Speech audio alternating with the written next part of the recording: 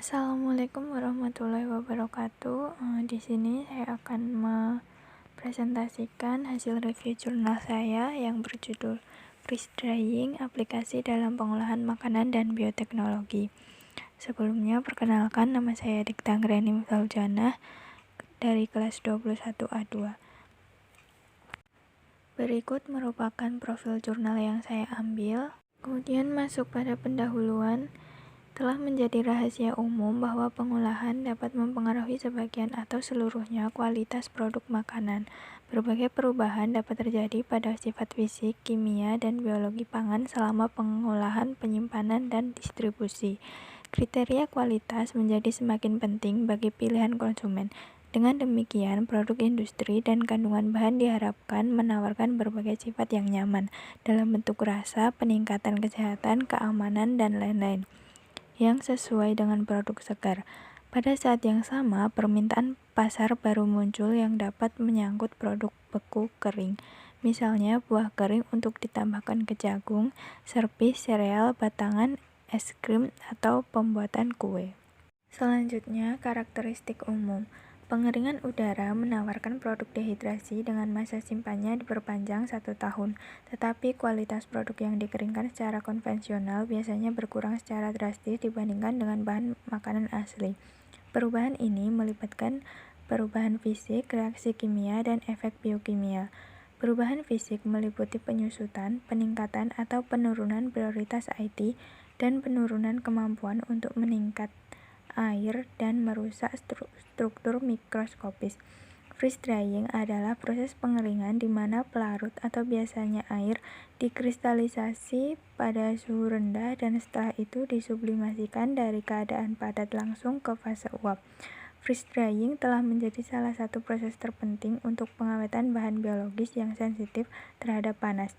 Saat ini, bidang aplikasinya berkisar dari makanan yang relatif sederhana yang dapat diawetkan, produk bioteknologi atau farmasi yang kompleks, hingga bakteri dan jamur yang berkembang biak. Selanjutnya, proses evaluasi. Popularitas freeze drying didasarkan pada beberapa keunggulan terkenal dibandingkan dengan proses kompetitif. Stabilitas sampel pada suhu kamar, rekonstitusi yang mudah dengan penambahan air, struktur produk berpori yang ditentukan, pengurangan berat, dan kemungkinan penanganan steril. Karena keuntungan ini sering menghasilkan penghematan waktu atau uang, permintaan untuk mengembangkan atau meningkatkan proses pengeringan beku untuk sistem yang lebih kompleks terus meningkat. Proses freeze drying biasanya terdiri dari 3 tahap, yaitu pembekuan, tahap pengeringan primer, dan tahap pengeringan sekunder. Dalam 3 tahap, proses terdiri dari 5 operasi utama, yaitu pembekuan, sublimasi, desorpsi, pemompaan vakum, dan kondensasi uap. Singkatnya, proses liofilisasi tipikal dapat dilanjutkan sebagai berikut. Sampel akan dimasukkan ke dalam vial yang ditempatkan di rak yang didinginkan dan dikontrol suhu di dalam liofilizer, lalu suhu rak dikurangi dan sampel dibekukan ke suhu yang diatur dan diseragamkan. Pada titik ini, tekanan dalam liofilizer akan dikurangi menjadi tekanan tertentu untuk memulai pengeringan primer. Selama pengeringan primer, uap air secara progresif dihilangkan dari masa beku dengan sublimasi sementara suhu rak dikontrol pada suhu rendah yang konstan atau melalui berbagai strategi pengendalian yang berbeda. Pada akhir pengeringan primer, suhu rak akan dinaikkan sehingga air yang diserap menjadi massa semi kering dapat dihilangkan. Kemudian realisasi proses. Metode pre-treatment yang berbeda diterapkan sebelum pembekuan pengeringan dan modifikasi proses pengeringan beku telah diselidiki oleh banyak penulis, mampu menunjukkan ketergantungan yang signifikan dari tingkat pemulihan pada suhu rak. Mereka telah menjelaskan bahwa jika suhu rak terlalu tinggi, kemungkinan besar suhu sampel melebihi suhu kerusakan kritis yang menyebabkan transisi kaca, diversifikasi, rekristalisasi, atau keruntuhan.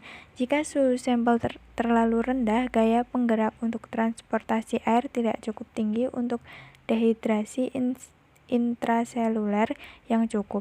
Hal ini juga mempengaruhi pemulihan sel karena keadaan kaca intraseluler yang merupakan persyaratan untuk pelestarian sel yang aman menjadi tidak stabil saat sampel dihilangkan kembali ke suhu kamar. Tahap pembatas dari proses pengeringan beku tradisional di bawah vakum adalah perpindahan panas ke produk karena penurunan konduktivitas termal ditambah dengan penurunan tekanan ruang pengering beku. Namun, kelemahan utama pengering beku atmosfer adalah bertambahnya waktu karena penurunan laju pengeringan beku. Hal ini disebabkan penurunan difusivitas uap air dengan peningkatan tekanan di dalam chamber. Modifikasi. Untuk memodifikasi sifat-sifat produk makanan beku kering, kombinasi inframerah dan pengeringan beku dapat dilakukan dengan tepat menghujani. Metode ini dipelajari untuk pengeringan ubi jalar. Telah ditunjukkan bahwa penerapan radiasi inframerah jauh dalam pengeringan beku dapat mengurangi waktu pengeringan. Pengeringan beku dapat digunakan dalam bidang metrologi radioaktivitas. Ketersediaan freezer dryer skala kecil di pasaran memungkinkan untuk menggunakan freeze metode pengeringan sebagai metode rutin potensial untuk persiapan sumber kuantitatif. Beberapa penelitian menunjukkan bahwa penambahan tersier butil alkohol atau TBA dapat sangat meningkatkan laju sublimasi es, menghasilkan siklus pengeringan sukrosa yang singkat.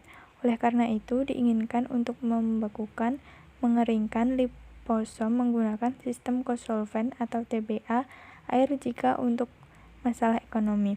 Mungkin untuk menghasilkan liposom HSPC atau hidrogenatid soy fosfatidilkolin terdehidrasi melalui pengeringan beku liposom HSPC dengan sistem kosolven TBA atau air. Penambahan sejumlah kecil TBA tidak hanya memiliki pengaruh nyata pada ukuran vesikel HSPC dan retensi kalsein yang terperangkap, tetapi juga dapat mengakibatkan siklus pengeringan beku yang singkat. Selain itu, pengeringan beku liposom HSPC dari TBA atau sistem ventilasi kosol air dapat menghasilkan bubuk steril untuk aplikasi khusus. Dalam hubungannya dengan metode injeksi alkohol yang dimodifikasi, teknologi ini dapat digunakan untuk memproduksi liposom HSPC terdehidrasi dalam skala besar.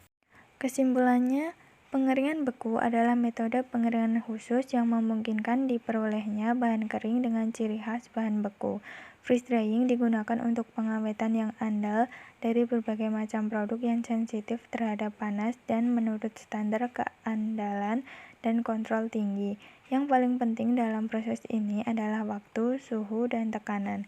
Jika mereka didefinisikan dengan baik, mereka memang dapat mempengaruhi kualitas produk akhir.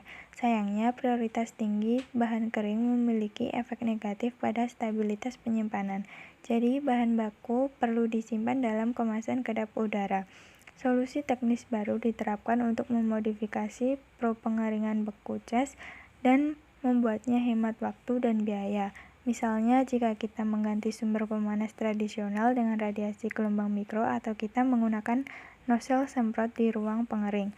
Solusi lain untuk membatasi waktu proses adalah dengan menggunakan pretreatment sebagai blanching, dehidrasi dengan radiasi inframerah atau dehidrasi osmotik. Berikut merupakan referensi yang saya ambil. Terima kasih. Jika ada salah kata, mohon dimaafkan. Wassalamualaikum warahmatullahi wabarakatuh.